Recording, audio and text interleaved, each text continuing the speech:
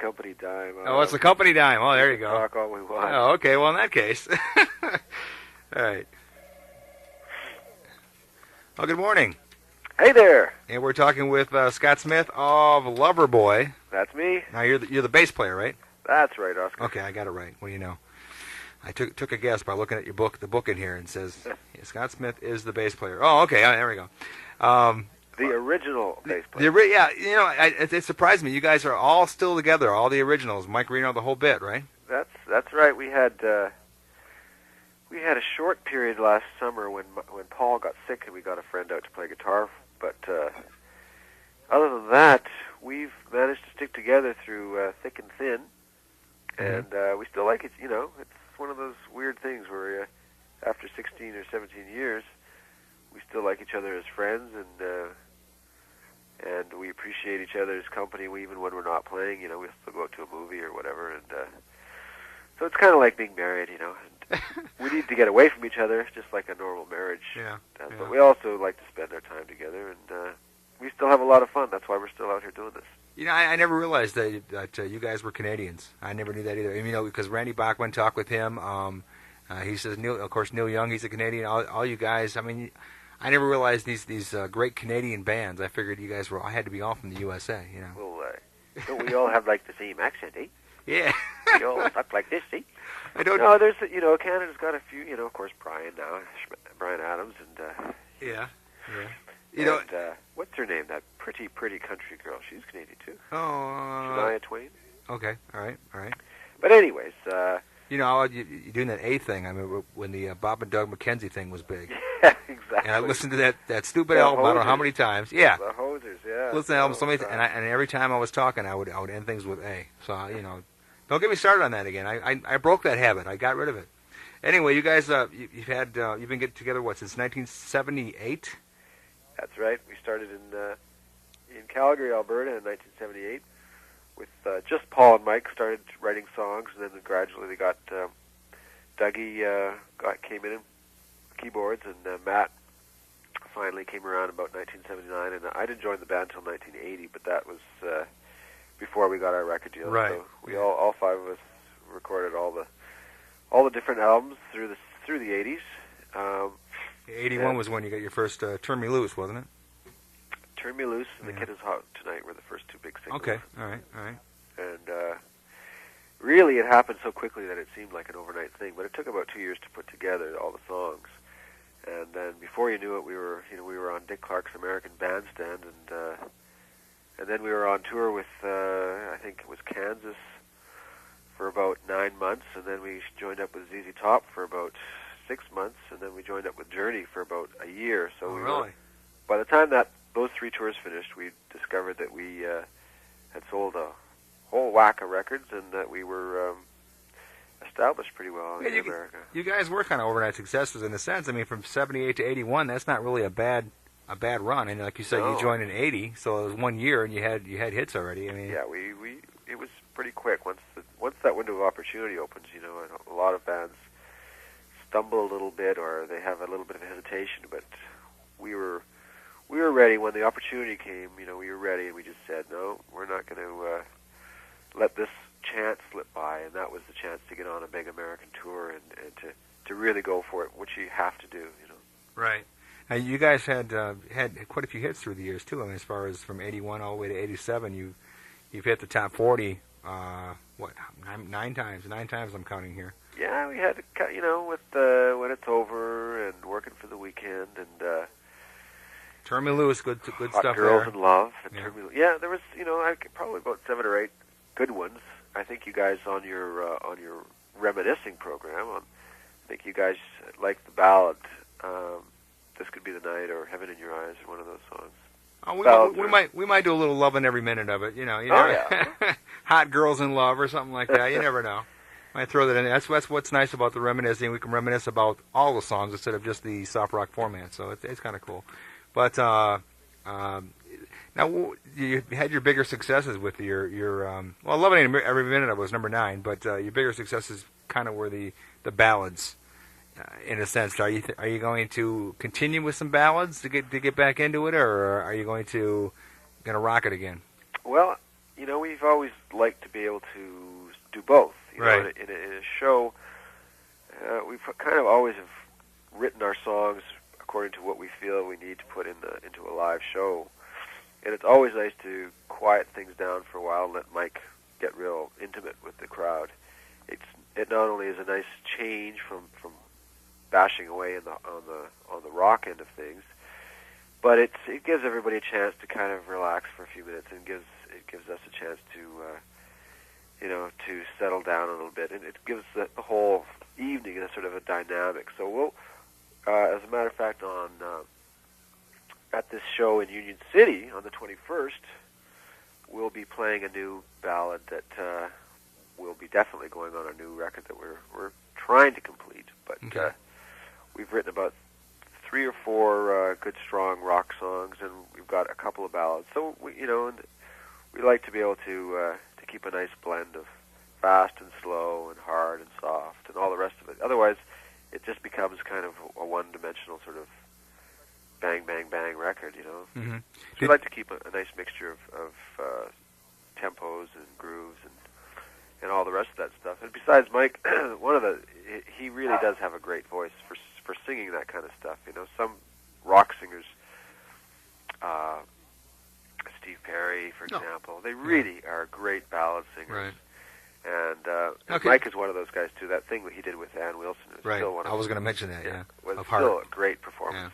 Yeah. And so we could think, hey, give the guy a chance to show his stuff, and we'll just sit back. We'll turn the lights down low, and the rest of the band sort of sit back and play just a kind of an accompaniment to his vocal, as opposed to everybody taking solos and jumping all over the place and all the rest of that stuff. Just let Mike have a spotlight for a song or two, and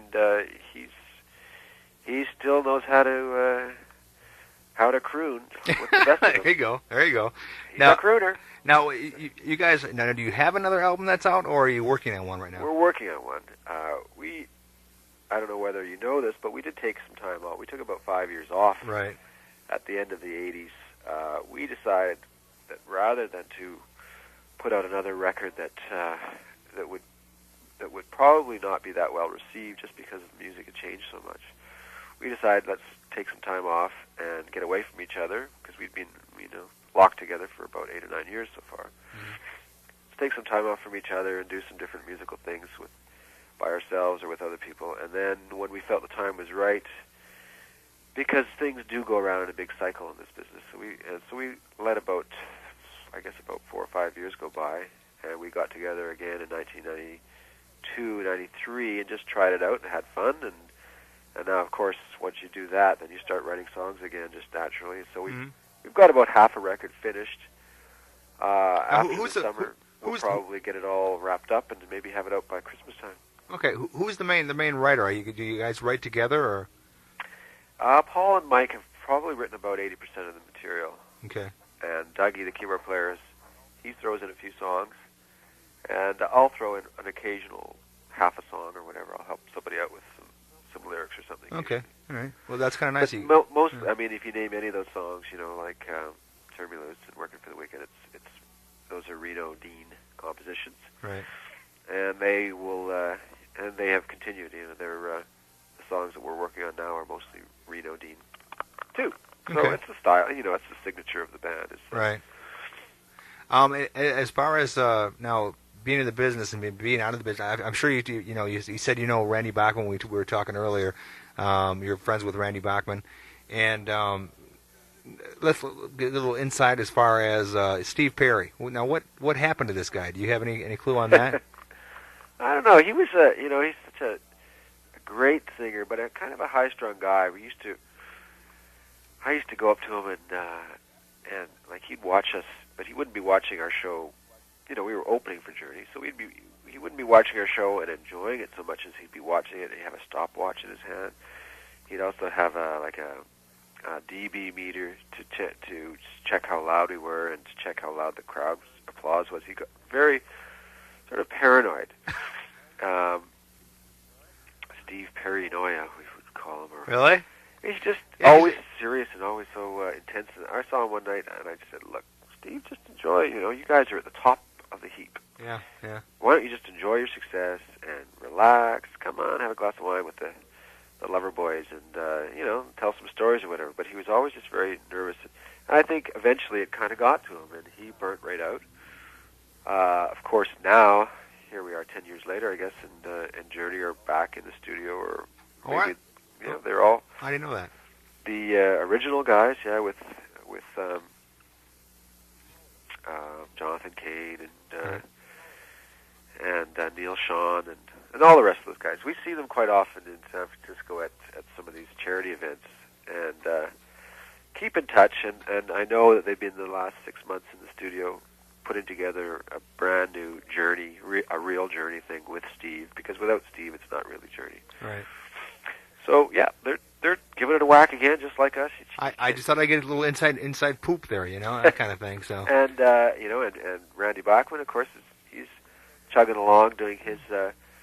I guess he's got a new one he's released in Canada with Neil Young. Yeah, so, he had a great, a really good song called Portage Maine, which is a very sort of a Neil Young sounding kind of song, very rough and very very grungy almost, Yeah, that's exactly what he said, grungy. He said it's kind of a grungy sound to it, yeah. Do you guys have I know the album title for his is called Mirage, but do you guys have an album title yet, or I think a single released? Ode to Oscar. Yeah, right. No, you know what? We don't really know. It always, that's the very last thing it always seems to be. We get the songs together, we get them in the right order, and we get the artwork, and still we're kind of mucking around going, well, what should we call it? Like, I think Ode to Oscar is a good name. Ode to Oscar. Yeah, I think that's a very good name, yeah. Well, there you go. I've never had an album named after me. This would be a first, and I would really appreciate it. So if you can put a good word in for me, At least we'll have one DJ playing it, eh? That's right. I'll play it all the time. So, well, what about this nude stock thing? Do I have to wear clothes when I play? That's a question I've asked every band now that I've talked to, and I've gotten different answers from everybody. Now, it's clothing optional, but they do allow the bands to go nude. So do you have any preference of which one you want to do? Well, see, I play guitar, so that's not a problem. Yeah, there you go. No problem there. Mike, it could be a little nerve-wracking. This could be the night. This could be the night, exactly. Yeah. But bands have actually played nude at this thing. Yeah, I guess some bands have actually played nude. Yeah, at Turtle Lake. So I know last year was Foreigner told us. Yeah, they played. I think Foreigner and the Doobie Brothers played last year. Right. And we ran into those guys, and they said, "This thing is a riot. And we just hope it's a sunny day." And, there you go. We'll be selling our Loverboy sunblock right off the stage. Yeah. Well, if it's cold, it could be a big problem there. But when it's warm, I guess you guys could. Well, when I talked to Randy Bachman said what was great about it was, or what the thing about it was, he's used to playing outside concerts, and usually the guys, usually have their shirts off, and the girls usually throw things up at him anyway. So it doesn't really matter for him. Yeah. So. It always. If it's a nice day, people end up taking their clothes off anyway. So we're gonna have one of the guys from KBZ here, John Hughes. So look for him. He'll be up there trying to get interviews from everybody too, because he'll be filling in for me next week. So now he'll have clothes on, or I don't know. That's up to John. That's totally up to him. Well, I'll be looking for Long John. Is that his name? Yeah. I don't know. I'm not even gonna get involved with that one. I'll leave that one alone. Yeah. Okay. Anyway, great success. Now, your new album, when it does come out, it'd be kind of cool if we could ever get back in touch together again and promote a little bit. Sure. That'd be nice. We'll be, once we get everything ready, then we'll sort of get online, and we'll be calling up all the old crew and anyone who's any station that's sort of been loyal or into that kind of music in the past. We'll definitely be servicing them and talking to them. Okay. It sort of works both ways. This business. Yeah. It's nice. It's nice to hear and be the first station in town to be playing it. To say this is fresh off the presses, so to speak. Anyway. Yeah, exactly. Well, anyway, sort of like that anyway. But it's been nice talking to you. All right. Well, I wish I was. I hope to see you. I wish I was. You got to work that day. Well, no, I had already scheduled another vacation at another point in Michigan. Before I knew about Nudestock 96, well, we play an awful lot around there. Mm-hmm. We play that area. We're playing, Pine Knob again. Okay, all right. And The Seeger Hangout. We do a lot, and it seems like we do most of our shows in either Michigan, Wisconsin, Illinois, or Ohio. I mean, you could look at our calendar for the last 10 years and say and count them all up, and there'd just be probably 75 or 80% of the shows in that area. So we're always around, and you can always come down and just say Oscar's here, and I'll know who it is. Yeah, there you go. Yeah, the just just write make the album Ode to Oscar, and then you'll know exactly who's coming over. So.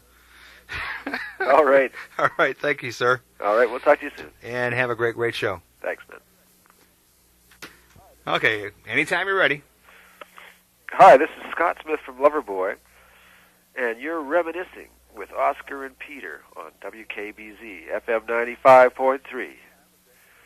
Something like that? Yeah, that was good. Or is it the Reminiscing Show? No, reminiscing's fine. That's all we call it, is reminiscing. Yep.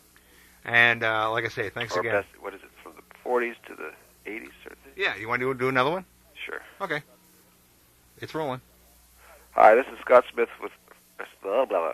Hi, this is Scott Smith from Loverboy, and you're listening to Oscar and Peter's Reminiscing Show with the best music from the 40s to the 80s on WKBZ FM 95.3. That was cool. Great. I like that. I'm getting better.